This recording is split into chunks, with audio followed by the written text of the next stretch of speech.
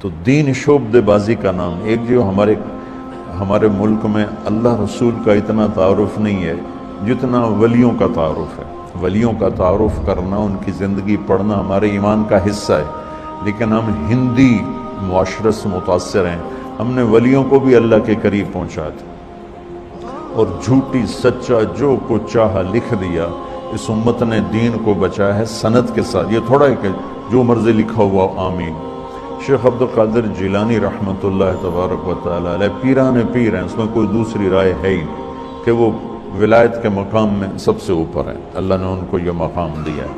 لیکن ان کے بارے میں جھوٹی باتیں، سلام پھیرتے تھے، جب ادھر منہ کرتے تھے تو ادھر والے علماء بن جاتے تھے، اور ادھر منہ پھیرتے تھے تو ادھر والے حافظ بن جاتے تھے، اور وہ ان پڑھ کہتے ہیں سبحان اللہ۔ ارے بھائی ایسا نہیں، میرے نبی سے بڑی نظر ہے جیلانی کی؟ قطب سبحانی، پیران پیر، جتنے ٹائٹل دو تھوڑے ہیں، لیکن میرے نبی کے سامنے تو وہ ایک تنکے کی حیثیت نہیں رکھتے ہیں۔ ساری ولایت تو بہت چھوٹی چیز ہے، سارے انبیاء اکٹھے ہو جائیں تو میرے نبی کے سامنے کیا ہے؟ کچھ بھی نہیں۔ تو میرے نبی سلام پھیرتے تو عالم بنا دیتے، ادھر سلام پھیرتے تو حافظ بنا دیتے، آپ نے تو کیا نہیں تو یہ پیران پیر کیسے کر دیا؟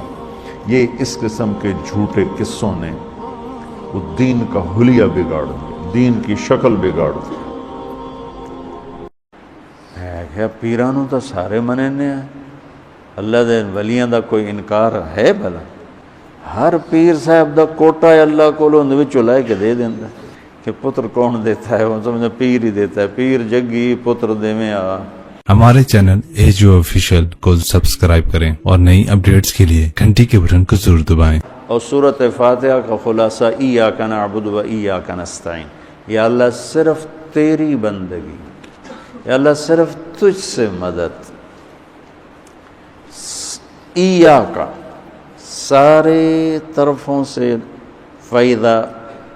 وَإِذَا سَأَلْتَ فَاسْأَلِ اللَّهِ وَإِذَا اسْتَعَنْتَ فَاسْتَعِنْ بِاللَّهِ ایاک، کہ یا اللہ صرف تیری بندگی، اور یا اللہ صرف تجھی سے مانگنا، تیرے آگے جھولی بھر، دنیا بھی اسی سے مانگنی ہے اور آخرت بھی اسی سے مانگنی ہے۔ اللہ نے ہمیں دنیا پہلے سکھائی، آخرت بعد میں سکھائی۔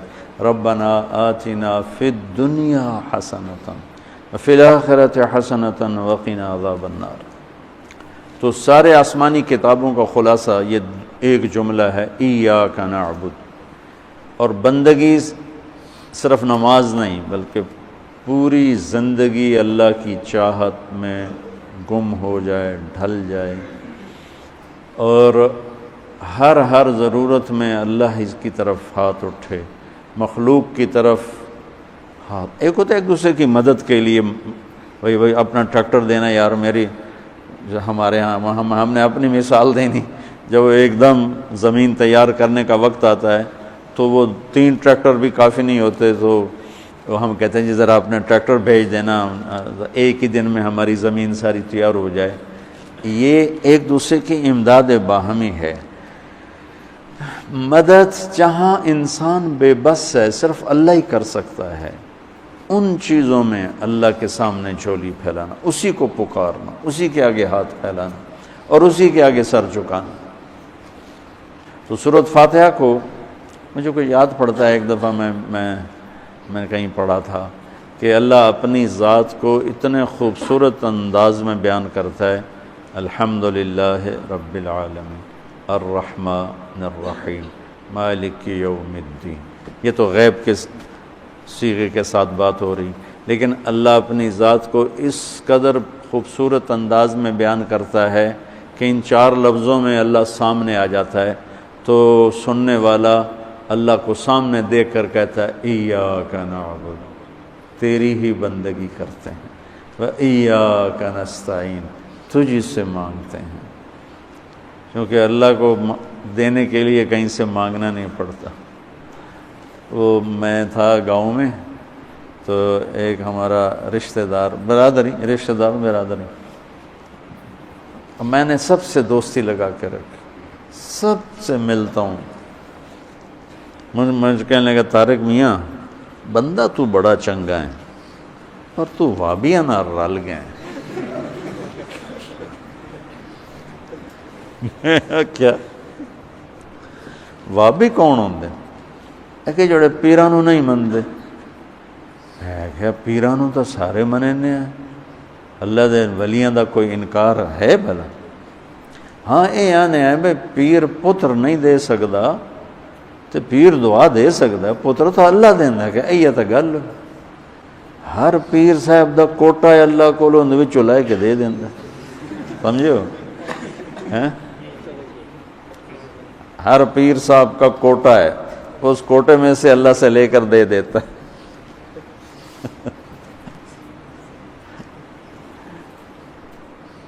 علم و باج کرے فقیری کافر مرے دیوانہ ہو ساسے وریاں کرے عبادت کلو اللہ تو رہے بیگانہ ہو سلطان باہو رحمت اللہ علیہ کے دو بول ہیں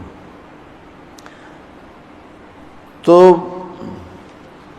ابراہیم علیہ السلام نے آگ میں جاتے ہوئے جبریل اور ہوا کے فرشتوں کو کہہ دیا تھا اما الیک فلا وَأَمَّا إِلَى اللَّهِ فَنَعَمْ إِيَّاكَ نَعْبُدُ وَإِيَّاكَ نَسْتَعِينُ اللہ تعالیٰ نے اپنی ذات کو اس خوبصورت انداز میں پیش کیا کہ ایک جیسے ہم اللہ کو دیکھ کر کہہ رہے ہیں إِيَّاكَ نَعْبُدُ وَإِيَّاكَ نَسْتَعِينُ یا اللہ صرف تیری بندگی کریں گے یہ سر اور کہیں نہیں چکے گا اور یا اللہ صرف تجھ سے مانگیں گے اور کسی سے نہیں مانگیں گے قرآن وہ میں نے پہلے ایک مثال سے بتا دیا یہ استعانت بالغیر نہیں ہے بھائی مجھے قرض چاہیے اب مجھے 1,00,000 روپیہ دے دیں یہ مدد یہ اس میں نہیں آتا ہے میرے نبی قرضہ اٹھاتے تھے میرے نبی نے جنگ کے لیے تلوار اٹھائی زرہ پہنی اسباب کی دنیا ہے اسباب کا اختیار کرنا اور چیز ہے اور جن چیزوں میں اللہ کے سوا کوئی کرنے والا نہیں وہ لوگوں کے سامنے ہاتھ پھیلا دینا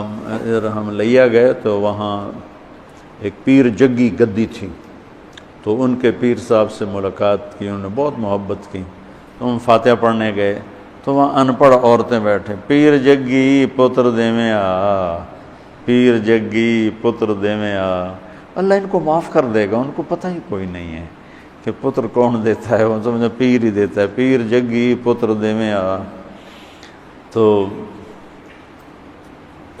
استعانت صرف اللہ سے اگر آپ نماز کی عادت ڈال لو نا آپ پڑھتے ہو لیکن ہر حاجت میں مصلی پہ آ جاؤ پھر آپ کو ایاک نستعین کا مزہ آئے گا اپنی حاجت نماز کے ذریعے اللہ کے سامنے رکھو ایک بدو طواف کر رہا تھا یا اللہ تجھے پتہ ہے نا میں بھی بھوکا ہوں اور میری اونٹنی بھی بھوکی ہے اور مجھے کھانے کو میرے بچے بھی بھوکے اور میں بھی بھوکا ایک آدمی ساز سن رہا تھا تو اس نے جلدی سے اپنے تھیلی نکالی درہموں کی کہ میرے بھائی قبول فرما کا پیچھے ہٹ تو اس سے لینا ہوتا تو اس کے گھر میں آتا جس کے گھر آیا ہوں اسی سے لینا چل مجھے نہیں چاہیے وہ طواف سے فارغ ہوا ہے تو اعلان ہوا فلاں ابن و فلاں کہاں ہے تو یہ خود تھے کہا جی میں ہوں کہا آپ کے چچا کا انتقال ہوا ہے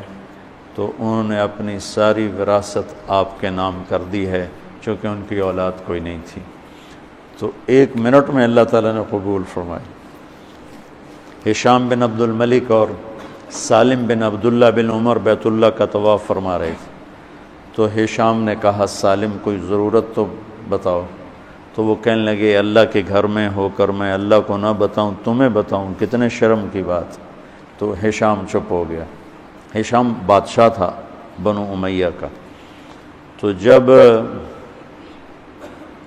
دونوں باہر نکلے تو ہشام نے کہا اچھا اب تو بولیے کوئی ضرورت بتائیں تو سالم بن عبداللہ بن عمر حضرت عمر کے پوتے کہنے لگے کیا بتاؤں دنیا کی یا آخرت کی وہ کہنے لگا دنیا کی بتاؤ آخرت کی میں کیا پوری کروں گا تو وہ کہنے لگے دنیا تو کبھی اللہ سے نہیں مانگی تجھ سے کیا مانگا ما سالت من یملکها فکیف من لا یملکها جو دنیا کا شہنشاہ ہے دنیا تو اس سے کبھی نہیں مانگی تم سے کیا مانگوں گا تو میرے عزیزو سارے قرآن کا خلاصہ یہ 2 لفظ ہیں ایاک نعبد امت اللہ کے سامنے سر جھکا دے ہر حرام چھوڑ دے ہر حلال پہ آ جائے۔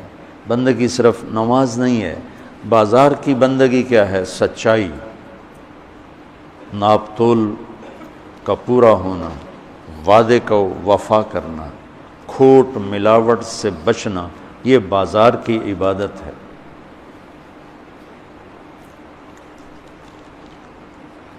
اقتدار کی عبادت کیا ہے؟ ظلم سے بچنا، اپنی طاقت سے کسی پہ ظلم نہ کرنا، انصاف کو ہاتھ سے نہ جانے دینا۔ وکالت کی، عدالت کی عبادت کیا ہے؟ ظالم کا ساتھ نہ دینا۔ سیاست کی عدالت کی عبادت کیا ہے؟ دنیاوی مفاد نہ اٹھانا، بلکہ قومی مفاد کے لیے اپنے آپ کو پیش کرنا۔ گھر کی بندگی کیا ہے؟ ماں باپ ہیں تو ان کی آنکھوں کی ٹھنڈک بننا، بیوی ہے تو اس کے دامن کو خوشیوں سے بھرنا، اولاد ہے تو ان کو ایسی محبت دینا جیسے میرے نبی حسنین کو دے کر گئے تھے۔ یہ اس طرح عبادت پھیلی ہوئی ہے۔ بہن بھائی ہیں تو ان کے ساتھ شیر و شکر ہو کے رہنا، ان کی کمیاں زیادتیوں سے درگزر کرنا، یہ ایاک نعبد ہے۔ صرف نماز کے اندر نہیں ہے ایاک نعبد، بلکہ پوری زندگی ایاک نعبد ہے۔ تو میں کہا کرتا ہوں سچائی، دیانتداری اور انصاف، یہ تین چیزیں اگر آپ کے اور میرے اندر ہیں تو ہماری پوری زندگی عبادت بن جائے گی، پوری زندگی بندگی بن جائے گی۔ وَإِيَّاكَ نَسْتَعِينُ، جب اس کے سامنے سر جھکاؤ گے پھر ہاتھ اٹھاؤ گے تو مزہ بھی آئے گا، مانگنے کا بھی، اس کے دینے کا بھی۔ اس کو کون سا کہیں سے لینا پڑتا ہے؟ جو وہ نباتہ بن یزید نخی رحمۃ اللہ علیہ تابعین میں سے ہیں، اللہ کے راستے میں جا رہے تھے، گدھا مر گیا تو نیچے اتر کے 2 نفل پڑھ کے کہنے لگے یا اللہ تو بے نیاز ہے، تجھے تو کسی چیز کی ضرورت نہیں اور میں تو مسافر ہوں، مجھے اس کی ضرورت ہے، اسے زندہ کر۔ اور ایک چھڑی ماری، قم باذن اللہ، گدھا اچھل کے کھڑا ہو گیا۔ اور امام شعبی، شافعی نہیں شعبی فرماتے ہیں کہ میں نے اس گدھے میں آج تھوڑا سا مخدوم صاحبان کو ان کے خاندان کا تعارف کروانا چاہتا ہوں۔ بہت ساری قریش قوم بیٹھی ہوئی ہے۔ سب سے پہلا تعارف تو یہ ہے کہ ہم سہو خاندان شیخ الاسلام بہاؤالدین زکریہ رحمۃ اللہ علیہ کے ہاتھوں اسلام لائے۔ ہم پرتھوی راج کی اولاد ہیں، یہ ہاشم کی اولاد ہے۔ ہمارے آبا و اجداد شہاب الدین غوری سے شکست کھانے کے بعد اس وقت پرتھوی راج کا بہت بڑا علاقہ تھا، تو وہ خاندان ان کا منتشر ہوا، پھیلتے بکھرتے، کوئی سندھ میں گئے، کوئی پنجاب میں گئے، کوئی کہیں گئے۔ ایک شاخ تلمبے میں آئی۔ شیر شاہ سوری کے زمانے میں جو 16ویں صدی ہے، اس میں تلمبے پر سہوؤں کی حکومت تھی، لیکن وہ اس وقت مسلمان ہو چکے تھے۔ یہ تو میرا تھوڑا سا تعارف ہے، ان کا تعارف تھوڑا سا لمبا ہے، کہ مجھے محمد مصطفیٰ سے بات شروع کرنی پڑے گی صلی اللہ تعالی علیہ وسلم۔ ابو ہریرہ رضی اللہ تعالیٰ عنہ نے پوچھا یا رسول اللہ متى وجبت لک النبوہ، یا رسول اللہ آپ نبی کب بنے تھے؟ سوکھا جواب ہے، ابو ہریرہ 40 سال دی عمر وچ بنیا۔ کتابی جواب میں آپ کو بتاتا ہوں، 40 سال 6 مہینے 10 دن 21 رمضان۔ لیکن میرے نبی کا جواب سنو، ابو ہریرہ کنت نبیا وان آدم بین الروح والجسد، ابو ہریرہ ابھی آدم کا وجود نہیں تھا اور میں نبی بن چکا تھا۔ اچھا، اس کے ساتھ ایک اور حدیث سناتا ہوں۔ آپ نے فرمایا اللہ تعالیٰ نے پیدائش کائنات سے 1000 سال پہلے، پیدائش کائنات، نہ عرش، نہ فرش، نہ قلم، نہ کرسی، نہ زمین نہ آسمان نہ پانی نہ چند نہ تارے نہ جبریل نہ میکائیل نہ اسرائیل نہ اسرافیل نہ مشرق نہ مغرب نہ شمال نہ جنوب نہ پتھر نہ پہاڑ نہ ہوا نہ آگ نہ روشنی، صرف اللہ۔ 1000 سال ایک روایت، دوسری روایت 2000 سال۔ اللہ تعالیٰ نے سورہ یاسین کی تلاوت فرمائی۔ ہن پہلے ایک حدیث میں ہور دساں تاکہ تانوں پھر ادا صحیح طاقت دا پتہ لگ سی۔ آپ نے فرمایا ان لی عند اللہ 10 اسماء، میرے رب نے میرے 10 نام رکھے ہیں۔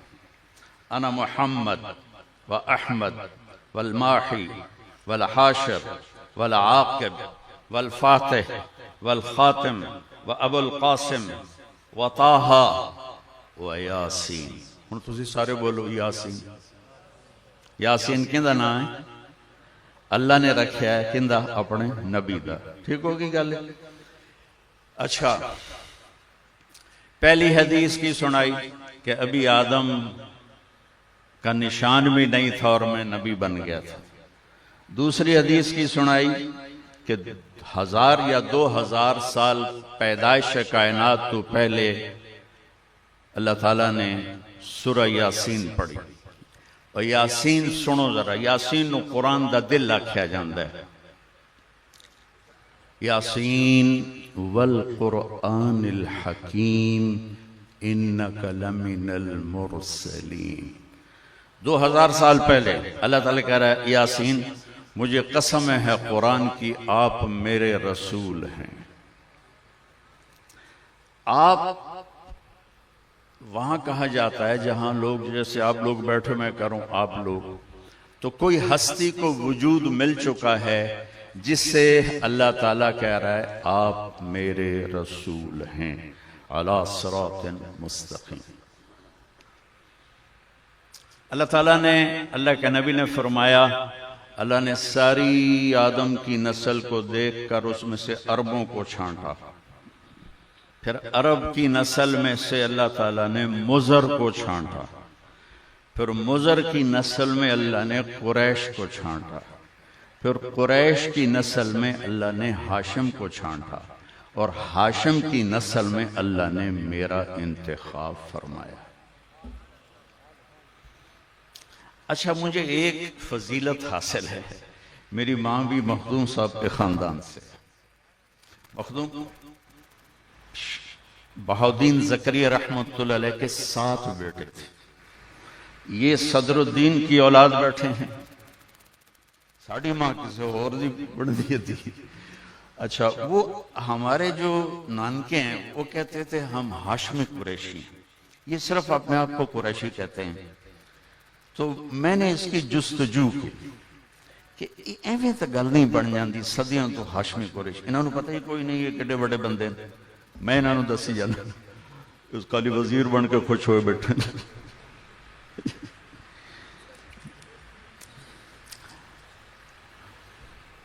پہلے تھوڑا سا تعارف کر، شاہ رکن عالم فرماتے ہیں کہ محمد بن قاسم کے لشکر کے ساتھ ہمارا خاندان جہاد میں شرکت کے لیے سندھ آیا۔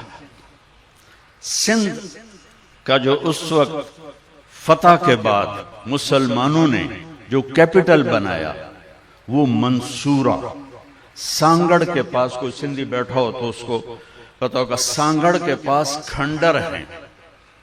میں سپیشل گیا اتھو منصورہ ویکھن واسطے، وہاں مسجد کے آثار تھے، وہاں میں نے 2 نفل پڑھے، میرے خیال ہے شاید صدیاں بعد کسی اتھے سجدہ دیتا ہوئے گا۔ مسلمانوں نے منصورہ کو سندھ کا دارالحکومت بنایا۔ دریائے سندھ آتا تھا اور ایسے ڈیلٹا بناتا تھا۔ ڈیلٹا دا مطلب ہوتا ہے بھئی ایک شاخ ایدے گئی، ایک ایدے گئی، اگوا کے رل گئی، اجڑی وچ جا گیا، انہوں ڈیلٹا آندے، چھوٹی ہوئے تو بڑی ہوئے تو جزیرہ۔ یہ ڈیلٹا تھا منصورہ، اس پر مخدوم صاحب کے خاندان کو حکومت دی گئی محمد ابن قاسم کی طرف سے۔ پھر ایک فرقہ گزرا ہے کرامتا حمدان